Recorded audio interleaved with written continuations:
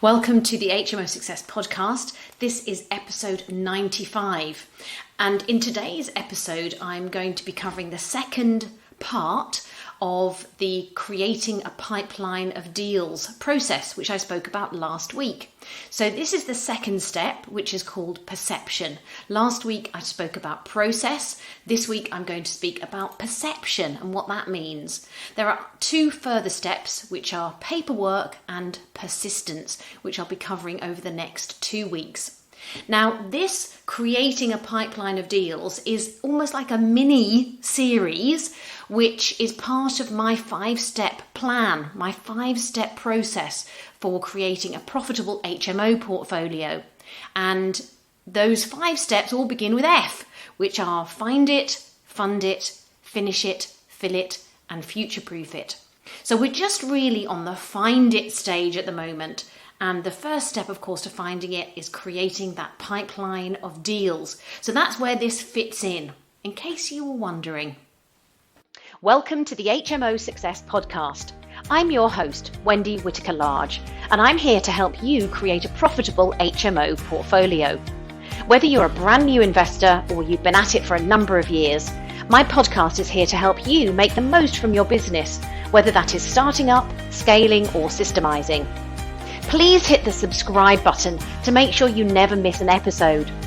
And if you've got an awe-inspiring project, an inspirational investing story, or a unique approach to HMOs, I'd love to hear from you. Perception. What is it? And why does it matter? Well, according to Wikipedia, perception is the organisation, identification, and interpretation of sensory information in order to represent and understand the presented information.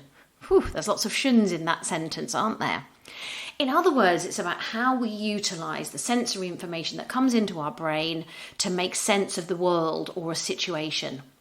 And when you are working in property, you'll find that you will be presented with huge amounts of data, huge amounts of sensory information that are both logical, mathematical, but also when you're dealing with people, sometimes the information that you're presented is maybe, either facial expression, non-verbal communication, or other forms of communication which are not so much logical but sensory.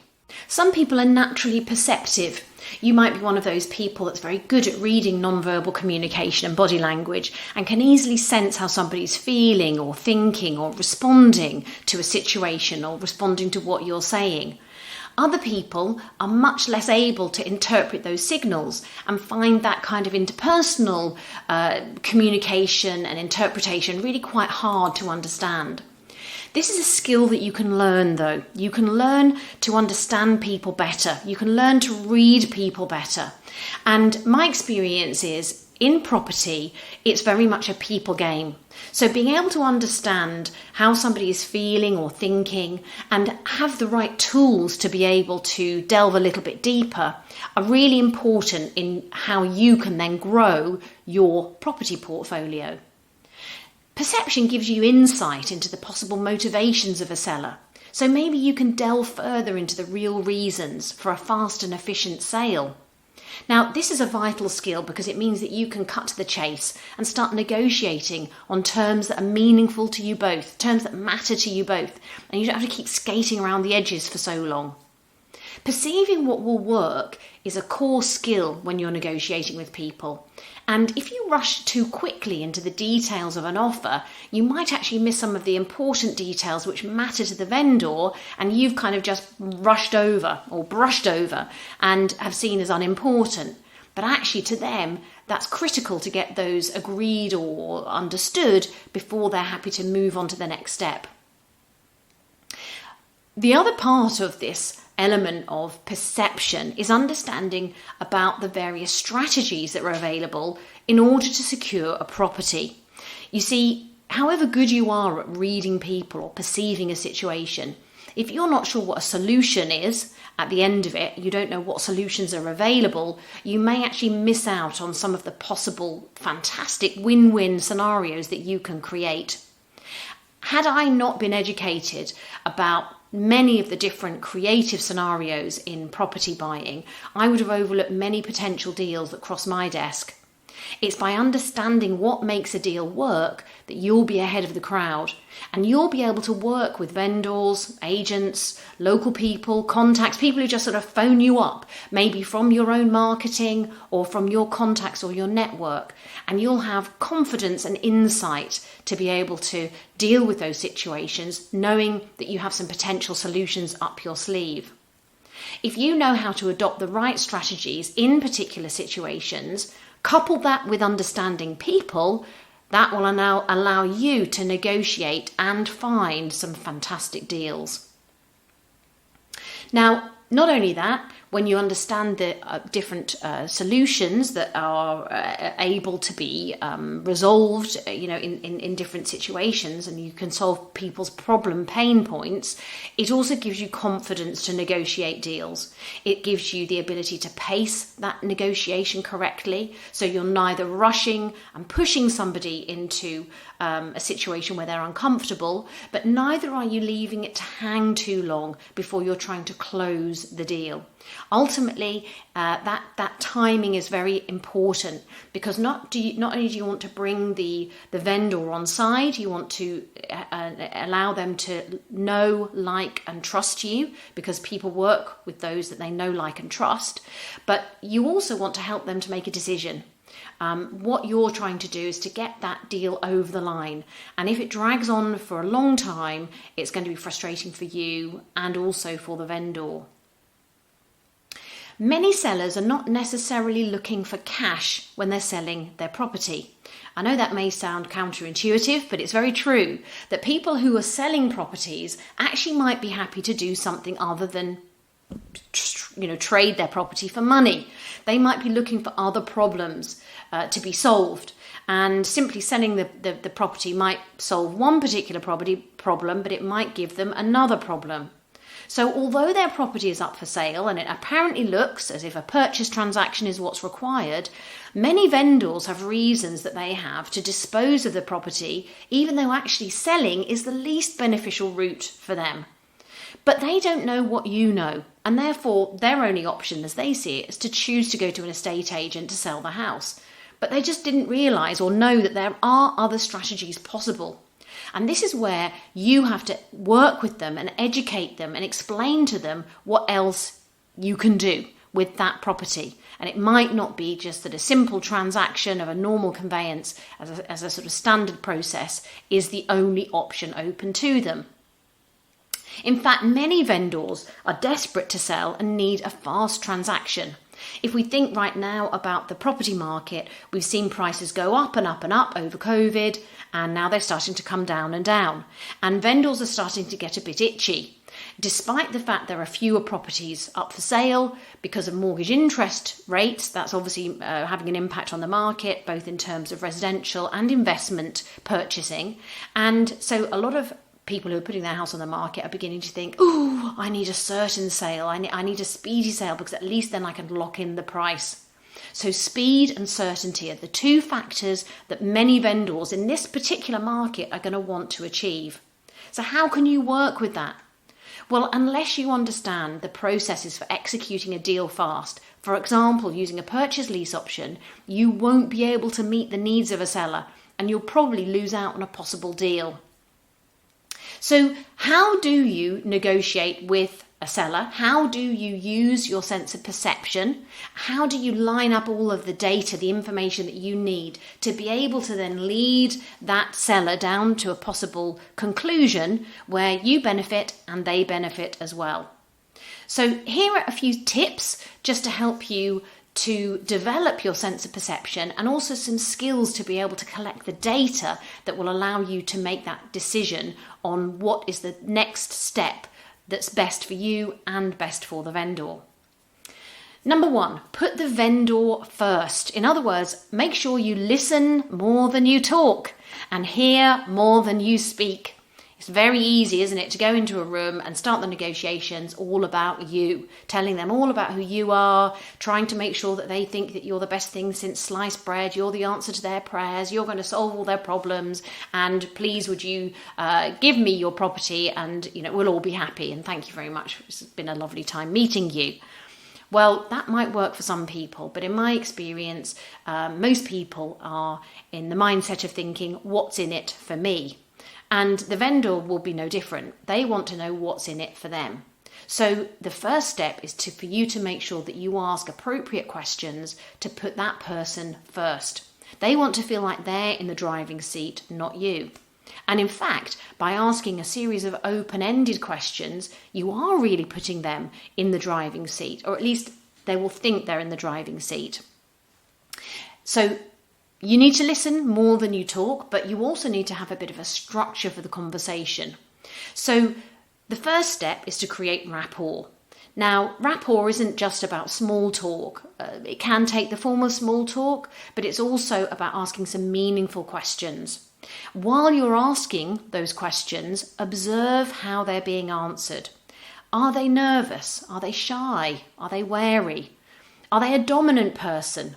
A decisive person? An impatient person?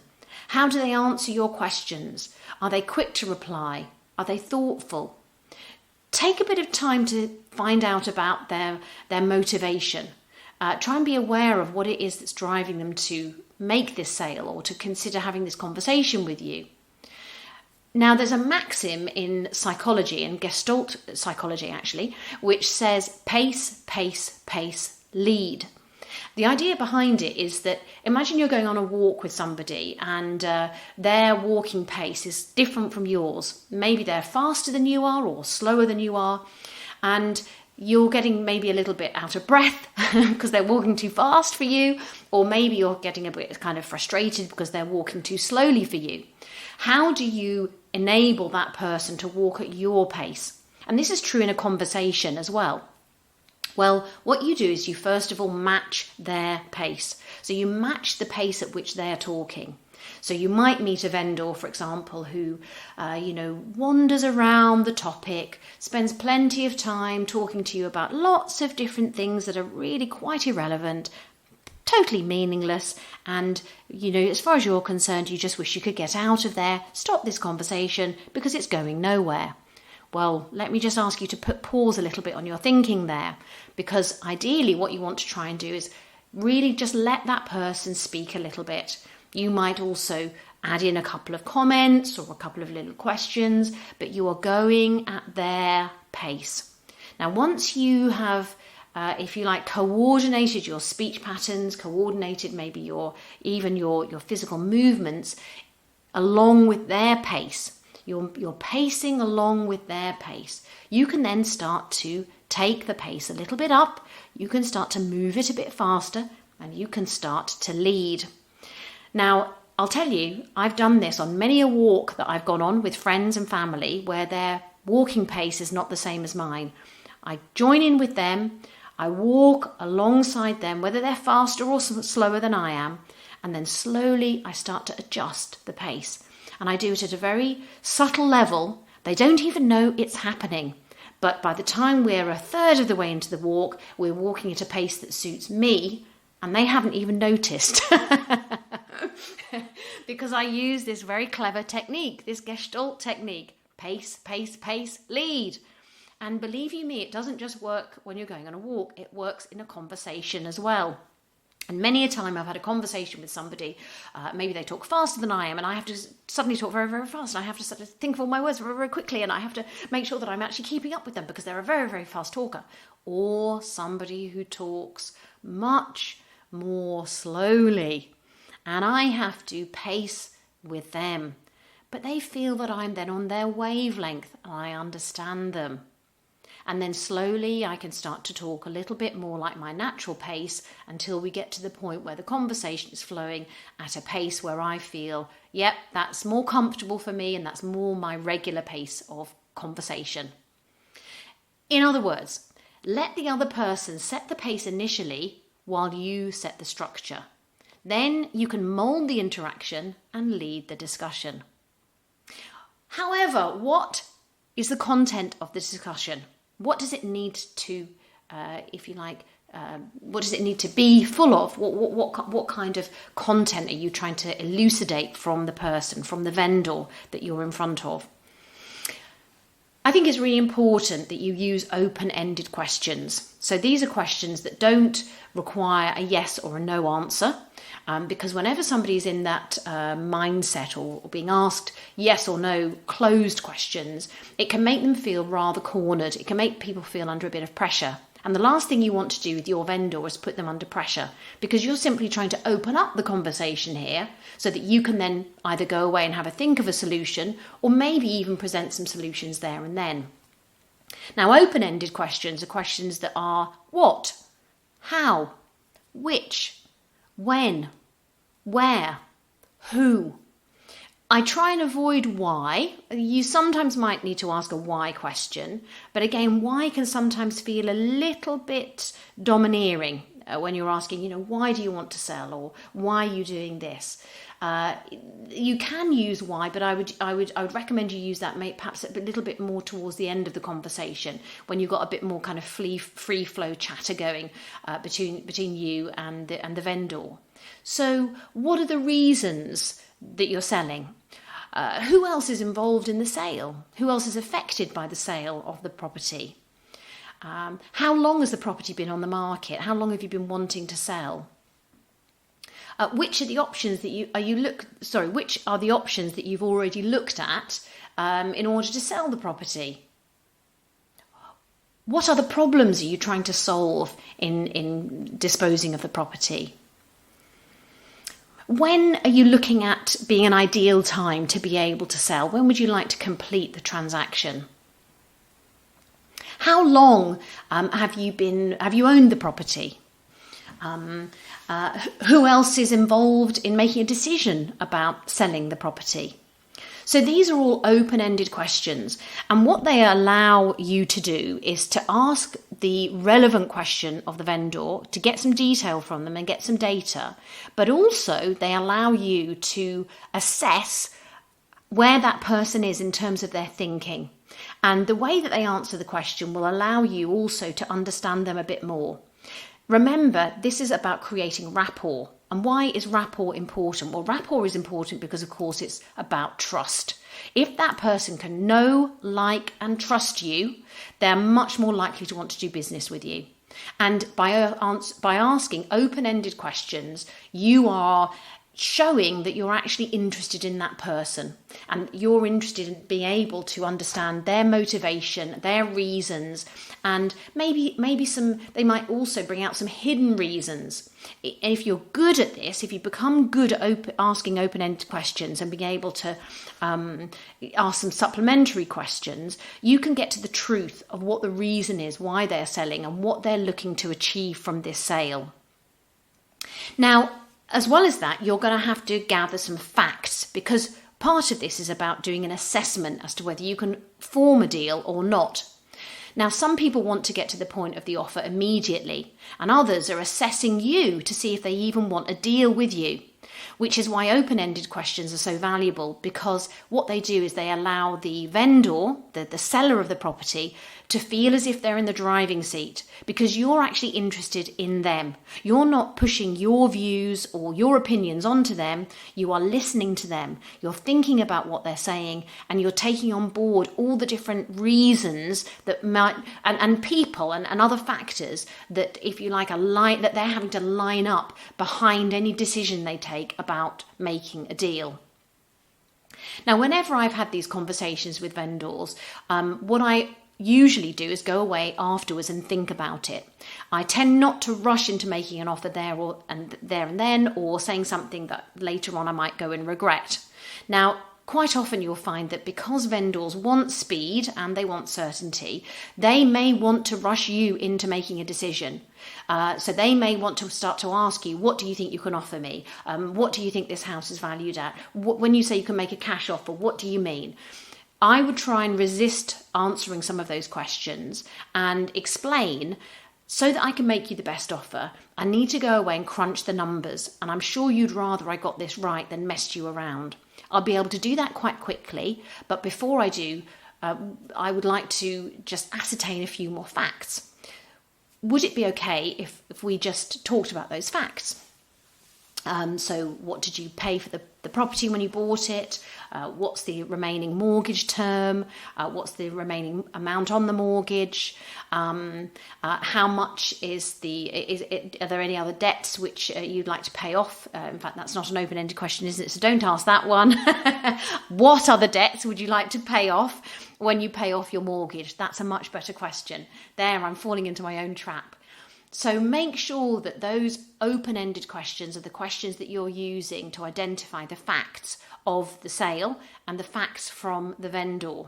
And then rather than rushing into an answer there and then about what you can offer them, go away, have a think about it and crunch the numbers.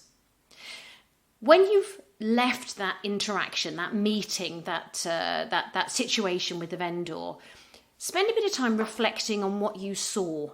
What did you feel during the meeting? Did you feel that the person was trying to push you into, commitment, into making an offer there and then? Did you sense urgency? Did you sense that they were desperate to sell? Did you sense that they had some reservations about working with you? What were the giveaway clues about the motivation of the vendor? Did they seem nervous? Did they seem perhaps a little bit concerned about revealing anything to you, which means that they maybe don't quite trust you yet? What conclusions would you draw about whether the deal is possible? Does this person want to do business with you? Do they need to get to know you a little bit more? Did you rush the discussion? How did you feel throughout that conversation that you had with them? Just go away and write some of these things down in a notebook, sit in your car or, walk down the street and just have a little reflection. Because the more that you do this, the better you will get at being able to lead those discussions, at being able to pace, lead, at being able to answer open-ended questions, and to be able to use perception when it comes to negotiations and negotiating an outcome that is a win for both of you. Now, at this point, it's impossible to predict the outcome of where this will lead. Stay calm and positive. Be positive as you end the conversation, and then the next step is to press on to the paperwork. And I'll be talking about that next week, which is where we start to put the detail together of a deal and make an offer to the vendor about his or her property so that hopefully you can create a win-win situation. Have a listen again to this podcast though. If this is something which you feel you need to improve on, it's a skill that is very much interpersonal. Some people are excellent at this. I've met some people and they're extremely good at negotiating a conversation or handling an interpersonal situation. They've got very good communication skills. They've got very good non-verbal communication skills, and they can both read people well and respond well to them. I think I've learned how to do this in my adult life, and perhaps when I was in my 20s, I wasn't quite so good at this, but I've learned it through study, through reflection, through feedback. It might be that one of the ways you can improve on this is by practicing. In fact, we can definitely all improve on anything by practicing. So get a couple of friends, go through the process of asking some open-ended questions. Ask them to tell you honestly, how did you come across? How did they feel while you were asking them the questions? And maybe you could do another situation. You could run it separately with somebody else, where you perhaps normally would lead the conversation normally with your own pace, your own style, and your own way of asking questions. And then compare and contrast those two situations. Which one did you feel worked better? Where did the other person who was in the conversation also come out feeling that you had managed that better, and that you had perhaps skillfully addressed some of the areas and you were a bit more in charge and a bit more perhaps trustworthy?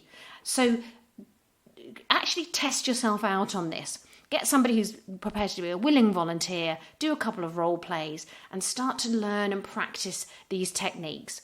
Because when you get these off to a fine art, let me tell you, that negotiation that you have with a vendor becomes much, much easier.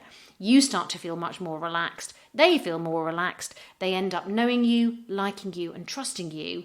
And it's a much more positive outcome for both of you. So next week, I'm going to talk about paperwork and what to do next. Have a great week, and I'll speak to you soon. Thanks for listening. Thank you for listening to the HMO Success Podcast. If you'd like to know more about how you can create a profitable HMO business, please visit our website, hmosuccess.co.uk, to find out more. We have plenty of free tools and information for you there, and also on our Facebook group, The Ultimate HMO Success System. We look forward to connecting with you very soon. Thanks for listening.